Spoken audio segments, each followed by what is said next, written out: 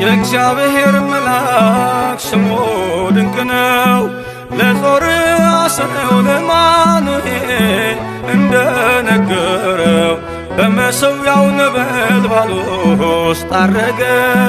ኃያሉ ሚካኤል ድንቅን አደረገ።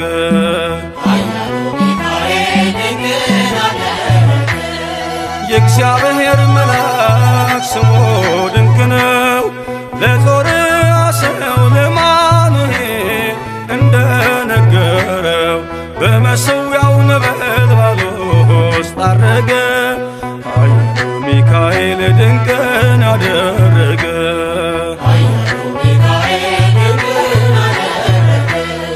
ከዳን ወገን የሆነ በእግዚአብሔር ያመነ ማኑሄ የሚባል ሰው የጌታ መልአክ ታየው።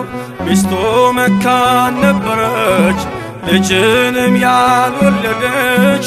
ሚካኤል ተገልጦላት በዘር ፍሬ ባረካት። የእግዚአብሔር መልአክ ስሙ ድንቅ ነው። በዖፍራ አድባር ለጌዴዎን የተገለጠው እስራኤልን ከምድያም ታደገ። ኃያሉ ሚካኤል ድንቅን አደረገ።